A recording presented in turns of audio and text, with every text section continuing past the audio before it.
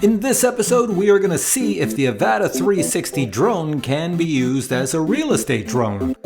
Now, one of the most popular questions I've been receiving over the last week about the AVATA360 is, can I use this as a real estate drone? I'm a realtor, I sell houses, I want to film inside the house and outside the house. Well, I'll tell you right now, filming outside the house, it's amazing. It's probably the best drone on the market. But filming inside the house, you have to be aware of a few very important things. First thing you need to know is that if you fly indoors and you put the camera in 360 mode, so I have a camera up here and a camera down there, it's probably not going to look that great if the interior of the house is not that large. I'm going to demo it and show you what I mean, but let me explain it first. So here I have the AVATA360 up close, see a camera on the top and a camera on the bottom that I'm putting my fingers all over anyways.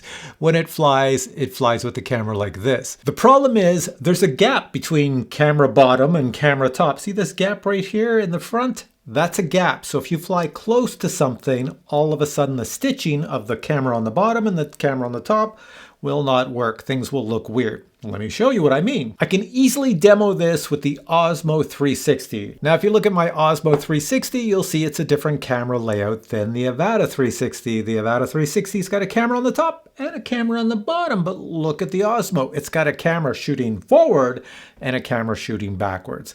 So when I film with this camera in the front, beautiful. It will capture anything. Close up or far away, it doesn't matter. And the back camera will film everything behind. But where a problem exists is on the side. So you see the camera on this side and this side, well, there's a gap in the center, and that's exactly what happens with the 360. So as I mentioned many times, I'm going to demo it and actually show you what happens. So I've got the Osmo 360. I'm going to turn the record on. There we go. It should be recording. Yes, I see the numbers counting down. So now I've edited the video so I can show you what I mean. You can see everything in front and it looks perfect. And if I jump to the back, you can see my drones on the wall back there, and I can switch around to the forward camera and everything looks great. And watch this. If I bring the camera up to my nose, watch what happens.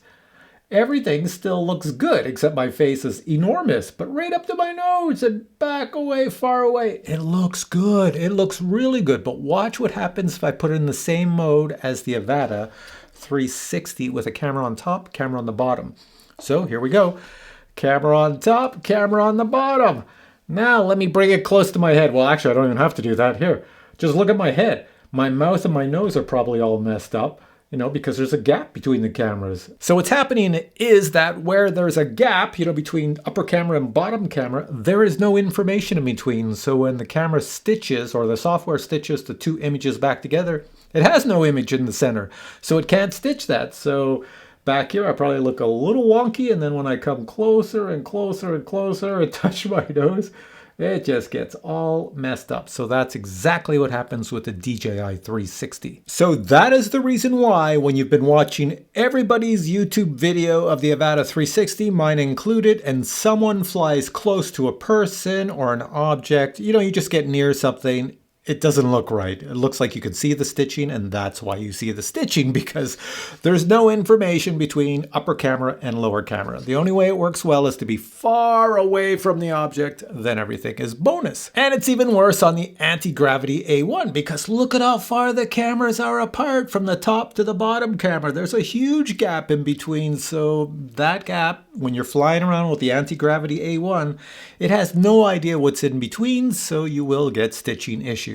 So now I'm just going to show you if I was a realtor flying through tiny little rooms. So here I am in my studio. I'm going to fly this through my studio. I'm going to fly it out over into my movie room, music room across the hall, and you will see the difference. But before we get to the indoor flight, I'm going to show you flying the Avata 360 outside as if I was filming this house for a real estate sale. So let me show you the footage from that and then we'll come indoors. Okay, so we're out in front of my house, and if you look closely at me, you'll see a little bit of stitching issues, but once I pull away, everything is fine. Now I am flying the Avata 360 forward so I can see where I'm going, but when I edited the video, I just put the intelligent tracking on me so it looks like I'm recording from the rear camera. And this zoom in camera effect is also done by me in editing. Now I'm just going to speed up this next section as I get the drone ready to fly down the street. This will give the typical neighborhood view so that potential clients can see what the neighborhood looks like as we fly closer and closer to the house. Now, of course, real estate videos look much better in the summertime when the grass is green, there's leaves on the trees, the sun is shining with a nice sparkle,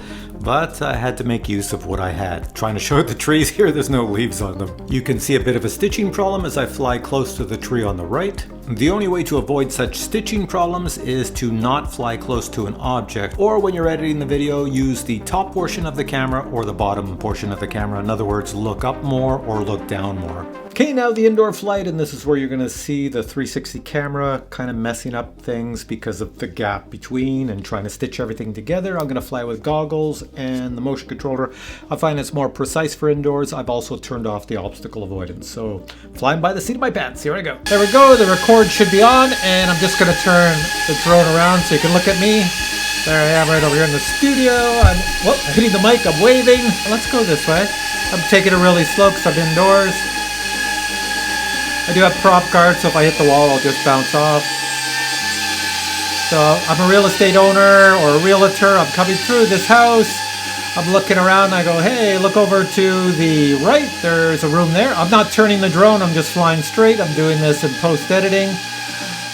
You could say there's a staircase on the left. And again, over on the right, more rooms, a bathroom, a guitar on the left. And coming in the other room.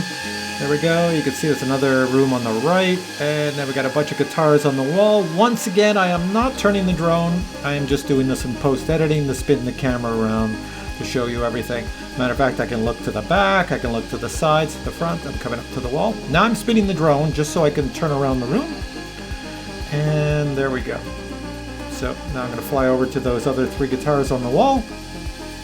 You can see as we get closer to them, there should be a gap. The Les Paul right in front, it's going to have a big gap happening. There's two lights on the side. Cool thing that I do like about the Avata is I can fly backwards. You can't do that on the anti-gravity. There's no reverse on the anti-gravity A1. So a lot of times I would fly it into a corner and I'm stuck. And it's pretty hard to get out. You got to spin around. All right, so let's go back out. We'll head this way. Don't go too fast, and yeah, you should see the stitching problems again. There we are, and yeah, coming back to me.